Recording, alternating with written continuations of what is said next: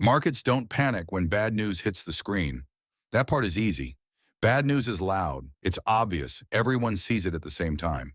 What actually moves markets is the quiet stuff. The things happening while people are still arguing about headlines. Right now, gold and silver are moving higher. You've already noticed that. Everyone has. What's easier to miss is how they're moving. There's no sudden crash driving fear. No emergency press conference. No single event you can point to and say, that's it. That's the reason. Instead, prices are rising while the narrative is still messy, while people are still debating tariffs, still debating currencies, still debating whether any of this really matters.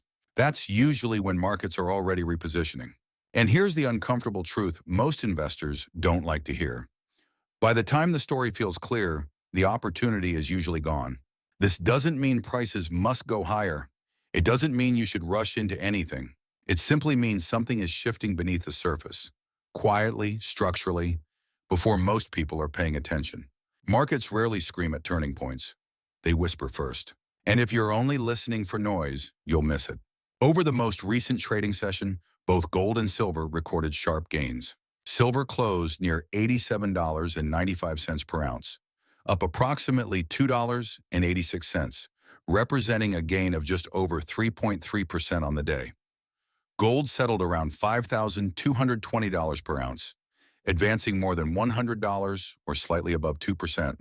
The move occurred within a single trading session rather than over multiple days, indicating a rapid repricing rather than a gradual trend continuation.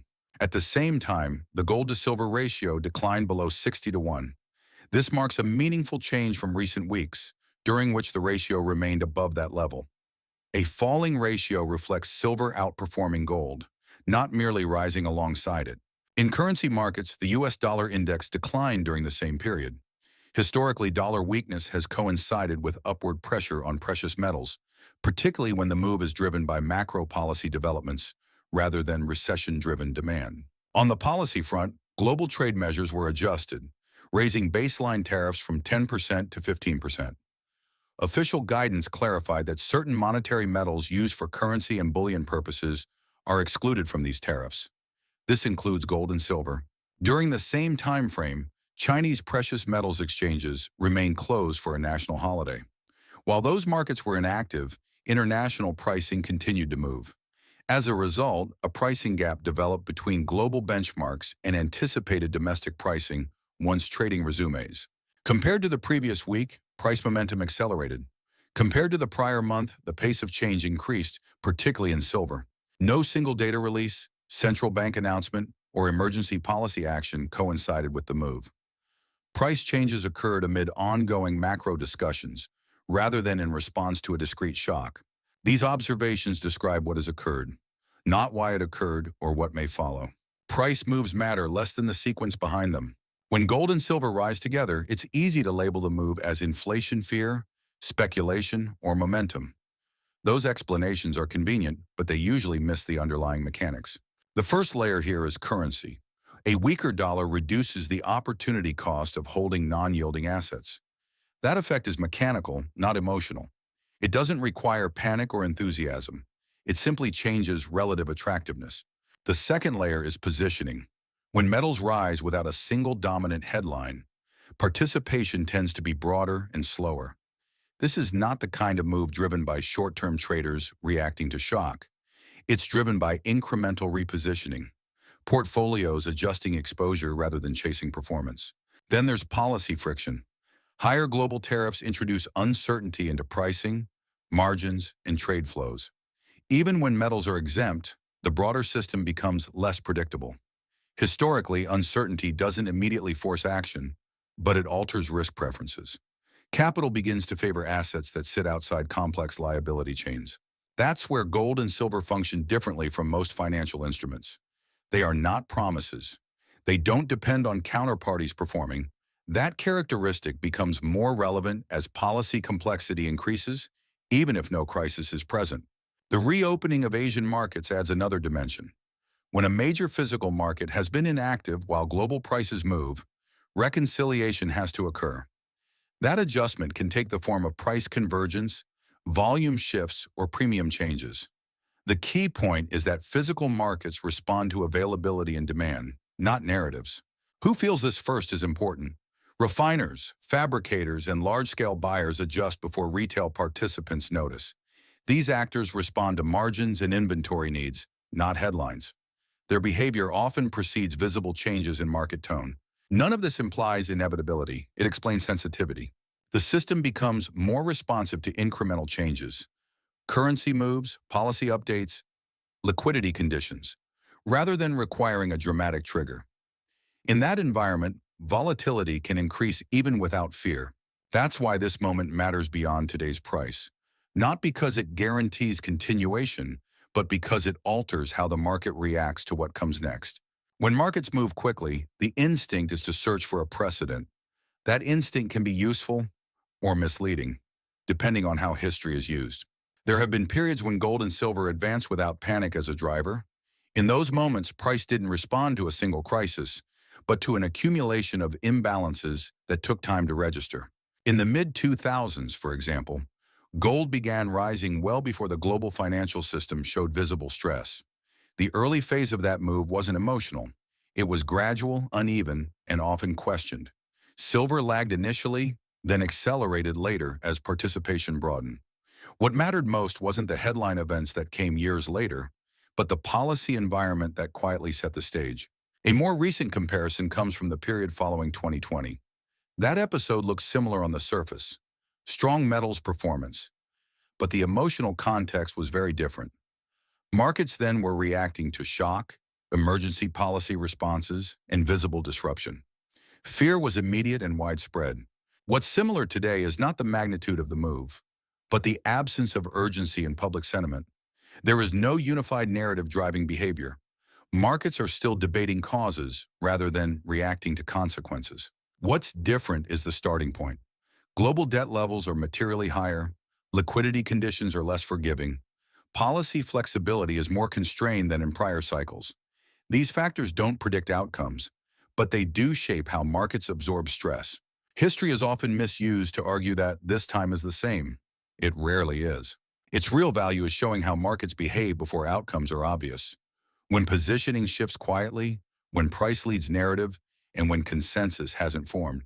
In those periods, volatility tends to increase not because of fear, but because expectations are still being recalibrated.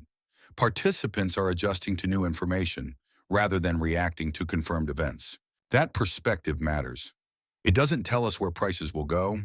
It helps prevent overreaction to what prices are doing right now. At this stage, certainty is the wrong tool. Markets don't move in straight lines, and they rarely reward confidence when conditions are still forming. What matters more is understanding what would need to happen for different paths to unfold. Think in scenarios, not outcomes. Bull case, continuation through structure. This scenario requires stability, not excitement.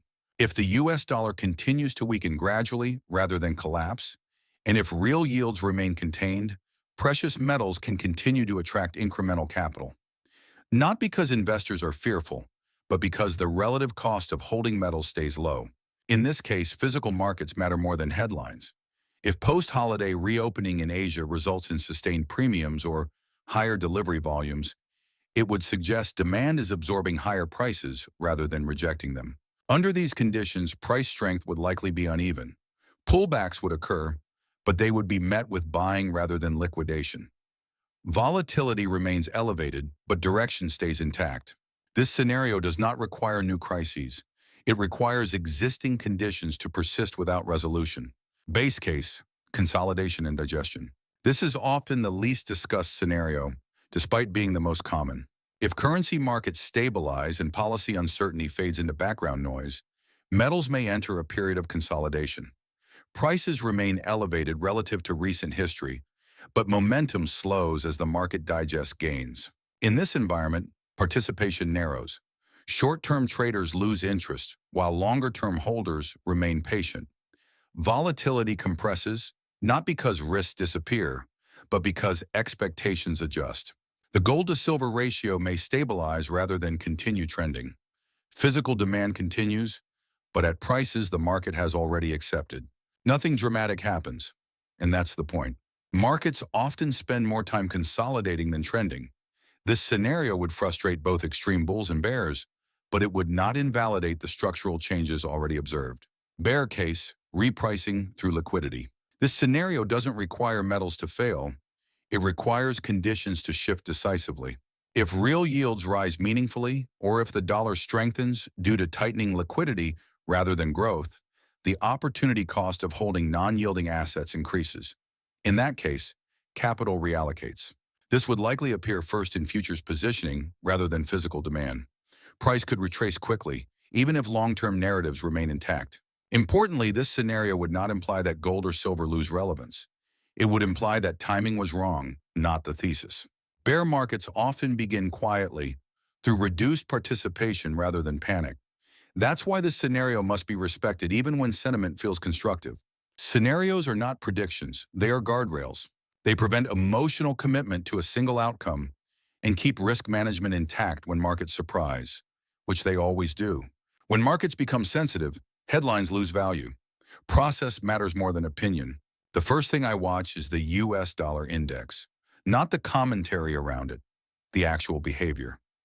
Direction matters, but how it moves matters more. Slow, persistent weakness tells a different story than sudden spikes or collapses. One invites repositioning, the other forces reaction. Next are real yields, not nominal rates. Inflation-adjusted returns determine whether capital feels pressure to seek alternatives. Rising real yields tighten the leash on metals. Stable or declining real yields loosen it. This relationship doesn't show up cleanly every day, but over time it's difficult to ignore. I also watch liquidity, particularly in futures markets. Open interest rising alongside price tells a different story than price rising on declining participation. One suggests engagement, the other suggests exhaustion. Neither is inherently bullish or bearish on its own. Context decides. Physical premiums matter as well, especially when large markets reopen after a closure. If higher prices are accepted without resistance, it signals absorption. If premiums collapse quickly, it signals rejection. Paper markets move first, but physical markets confirm whether a move has weight. Inflation data still matters, but not in isolation.